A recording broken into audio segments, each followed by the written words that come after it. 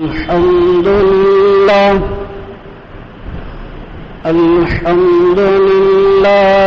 وحده والصلاة والسلام على من لا نبي بعده أما بعد فقد قال الله تبارك وتعالى أعوذ بالله من الشيطان الرجيم بسم الله الرحمن الرحيم فاذكروني أذكركم واشكروا لي ولا تكفرون يا أيها الذين آمنوا استعينوا بالصبر يا أيها الذين آمنوا استعينوا بالصبر والصلاة إن الله مع الصابرين صدق اللہ مولانا العظیم. بزرگان محترم، عزیزان گرامی، السلام علیکم ورحمۃ اللہ وبرکاتہ. یہ سورہ بقرہ کی 2 آیت کریمہ ہیں جس کو گزشتہ جمعہ بھی آپ کی خدمت میں پڑھ کر سنایا گیا تھا. پہلی آیت میں اللہ سبحانہ و تعالی نے یہ ارشاد فرمایا فاذکرونی اذکرکم، اے لوگو تم میرا ذکر کرو میں تمہارا ذکر کروں گا، تم مجھے یاد کرو میں تمہیں یاد کروں گا. چنانچہ ذکر سے متعلق جو ضروری باتیں تھیں وہ آپ کی خدمت میں عرض کی گئی کہ آدمی ذکر زبان سے بھی کر سکتا ہے، دل سے بھی ہوتا ہے، اور عملی زندگی سے بھی اللہ کا ذکر ہوتا ہے. آگے جو ارشاد فرمایا وَاشْكُرُوا لِي وَلَا تَكْفُرُونَ، میرا شکر بجا لاؤ، میری نعمتوں پر شکر گزاری کرو، میری دی ہوئی ساری چیزوں پر میرے سامنے سجدہ شکر بجا لاؤ. بزرگان محترم، اللہ رب ذوالجلال کی کون سی نعمت ہے جس کا ہم اس کے دربار میں شکرانہ پیش کر سکیں؟ ایک نعمت، پوری زندگی بھی اگر اس ایک نعمت کے بدلے میں ہم اللہ کا شکر بجا لانا چاہیں تو شاید ہماری پوری زندگی ختم ہو جائے، لیکن اللہ کی نعمت کا شکریہ کبھی ہم ادا نہیں کر سکتے. یہ تو اللہ نے ویسے ہی کہہ دیا، ورنہ ہم سوچیں اپنی زندگی کے ہر موڑ پر ہم غور کریں کہ اللہ کی کتنی نعمتیں ہم پر ہیں. قرآن پاک میں کئی جگہ اس بات کی طرف صاف لفظوں میں یہ کہا گیا، اشارہ کیا گیا، بلکہ صاف لفظوں میں یہ بات کہی گئی کہ تم اپنے جسم کے اندر اللہ کی نعمت پر غور کرو. اور یہ موٹی سی بات ہے کہ انسان کا جسم جس شکل و کیفیت سے اللہ نے بنایا ہے اسی پر ہم غور کر لیں اور اس ایک ایک نعمت جسم کے اندر ہونے والی اس کا ہم شکر بجا لانا چاہیں تو کہاں سے ہو سکتا ہے؟ اور سچی بات یہ ہے کہ ہمارا جو جسم ہے خود ہمیں اس کی قدر نہیں. ہمیں چاہیے کہ ہم ایسے لوگوں کو دیکھیں جن کے جسموں میں اللہ نے اپنی مرضی اور حکمت سے کمی بیشی کر رکھی. ان کو اگر ہم دیکھیں گے تو بات سمجھ میں آئے گی کہ ہمارے جسموں میں جو اللہ کی نعمتیں ہیں اس کی کیا قدر ہے، کیا حیثیت. اللہ نے فرمایا وَفِي أَنفُسِكُمْ أَفَلَا تُبْصِرُونَ، ارے تم اپنی ذات میں کیوں نہیں دیکھتے ہو؟ ایک ہے بصیرت، ایک ہے بصارت. ظاہری آنکھوں سے دیکھنا بصارت ہے، اور دل کے آنکھوں سے آدمی دیکھے یہ بصیرت. کہ آدمی غور کرے، سرسری طور پر نہ دیکھے. جسم کا ایک ایک عضو روزانہ ہم دیکھتے ہیں. دنیا کے اندر کتنے لوگوں پر ہماری نظر پڑتی ہے تو کبھی کسی کے ہاتھ نہیں، کسی کے پیر نہیں، اور کبھی ایسا ہوتا ہے. آپ نے بھی بارہا دیکھا ہوگا، ہم نے بھی دیکھا، سارا جسم بالکل ٹھیک، سر سے پیر تک سب، جیسے لوگ کہتے ہیں نا top to bottom good condition, جی اوپر سے نیچے تک سب کنڈیشن برابر ہے. لیکن دماغ کے اندر ایک رگ میں فرق آ گیا، تھوڑا سا فرق آ گیا. جو اسکول کالجوں میں اسٹوڈنٹس کے سامنے لیکچر دے رہے تھے، ذرا سے ان کی عقل میں، رگوں کے اندر کمزوری اللہ نے پیدا کی تو وہ نالوں میں بیٹھے ہوئے ہیں، گندا پانی پی رہے ہیں. لوگوں نے اپنے آنکھوں سے دیکھا. جو اپنے آپ کو ٹیلنٹ سمجھتا تھا، عقل مند، جی شعور، پتہ نہیں کیا کیا القاب اس کو دیے جاتے تھے، لیکن ذرا سی عقل میں فتور اور کمزوری آئی تو اب وہ لوگوں کے سامنے ہاتھ پھیلا رہا ہے، پیسہ مانگ رہا ہے. اس کے سر کے بال بڑے ہو چکے ہیں، کپڑے پراگندے ہیں، وہ گھر نہیں جا رہا ہے، وہ کوڑا دان، کچرا، کرکٹ کے پاس رہنے کو پسند کرتا ہے. یہ کیا ہے؟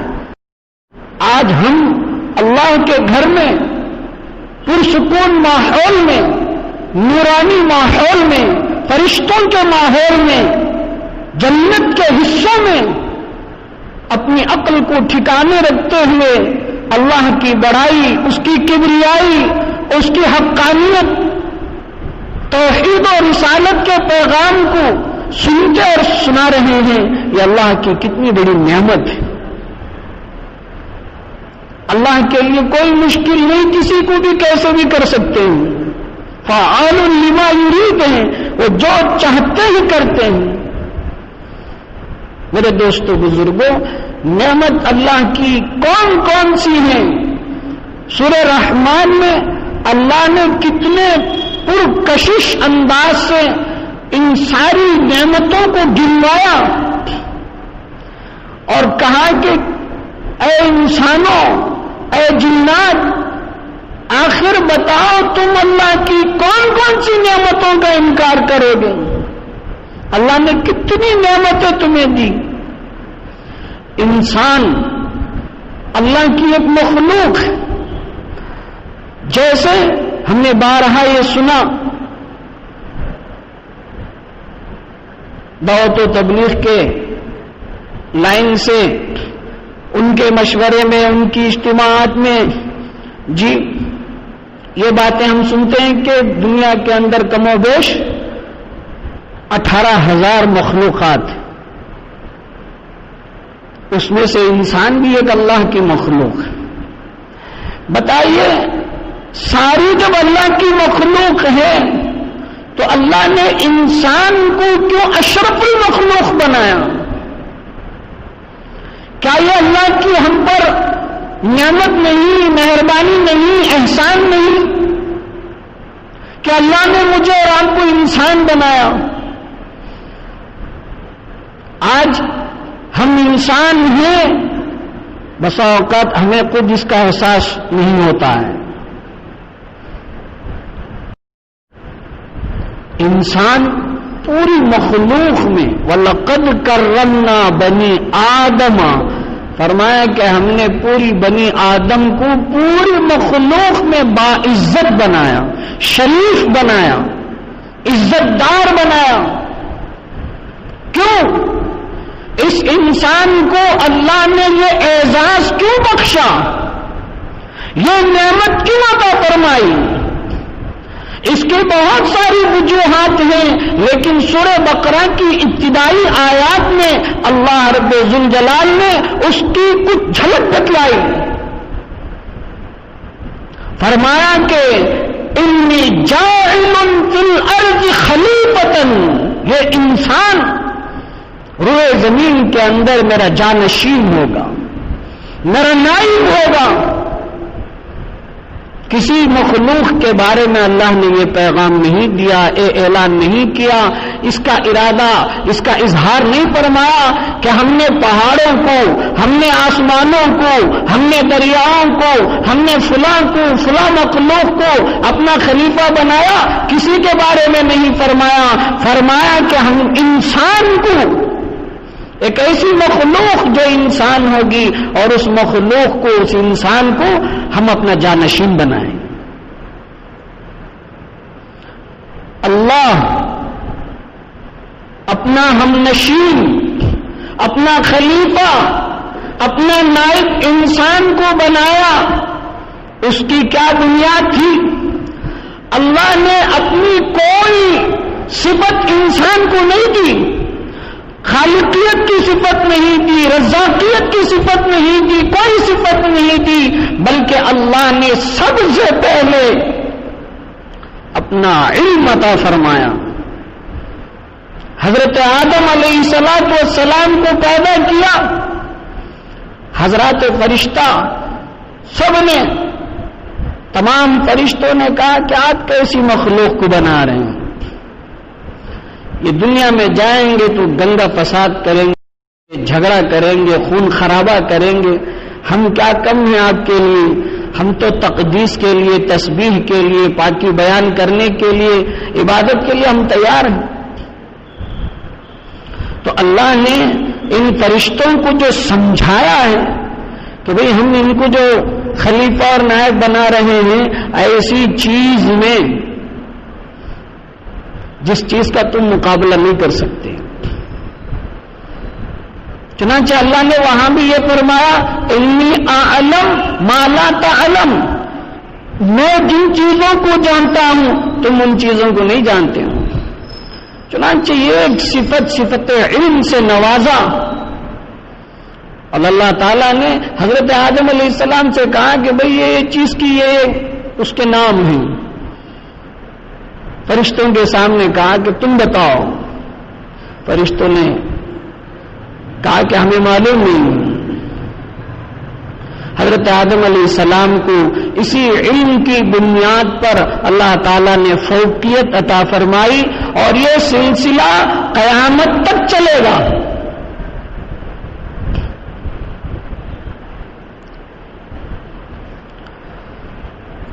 تو علم اللہ کی کتنی بڑی دولت۔ اب علم کی قرآن و حدیث کی روشنی میں دو قسمیں ہیں، ایک علم الادیان، ایک علم الابدان، ایک دین کا، مذہب کا علم، ایک انسانی جسم کا علم، طب، سائنس۔ علم کے جتنے شعبے ہیں، قسمیں، سارے کے سارے انسان کے جسم سے متعلق ہوتے ہیں۔ جیسے سائنس کا انسانی جسم کا علم ضروری ہوتا ہے کہ انسان کن چیزوں کے استعمال سے اس کی صحت بحال ہوتی ہے، وہ تندرست رہتا ہے، اور کن چیزوں کے گڑبڑ ہو جانے سے انسان کی طبیعت میں فساد آتا ہے، بگاڑ آتا ہے، اس کا جیسا علم رکھنے والے ضروری ہیں، اسی طرح دین اور مذہب کا علم رکھنے والوں کا ہونا بھی ضروری ہے۔ علم طب جیسا ضروری ہے علم دین، بلکہ اس سے بھی زیادہ ضروری ہے، اس لیے کہ علم طب اگر کسی نے پڑھا نہیں اور اس کا جسم مر گیا تو کوئی بات نہیں، علم دین اگر کسی نے نہیں سیکھا، کسی نے نہیں پڑھا اور مر گیا تو بے ایمان مرے گا۔ تو اس لیے اللہ تعالیٰ کی یہ جو علم کی نعمت ہے اس کی ہم کیا قدر کرتے ہیں؟ معاف کیجئے گا، دنیاوی علم جو ڈاکٹر ہیں، انجینئر ہیں، جی ان کو خود ہم نے دیکھا اپنے علم پر کوئی احساس نہیں کہ اللہ نے مجھے اتنا بڑا علم عطا فرمایا ہے، میں اس کا شکر بجا لاؤں۔ وہ کہتے ہیں، معاف کیجئے گا، سب ایسے نہیں ہیں، بیانات میں ایک عمومی بات کہی جاتی ہے، ورنہ اچھے لوگ بھی ہوں گے۔ عام طور پر کیا ہوتا ہے، یہ کہتے ہیں ارے بھائی ہم نے یہ خرچ کیا ہے تب چل کے یہ ہمیں مقام، یہ علم ملا ہے، ہمارا علم ویسے ہم کو نہیں ملا، یعنی خدا کی طرف سے نہیں ملا ہے، یہ تو بس ویسے ہی مل گیا ہے ہم کو، دنیاوی اسباب مال دولت کی بنیاد پر ملا ہے، اسی لیے آج ان کے پاس ان کے علم کی انہی کو قدر نہیں ہے۔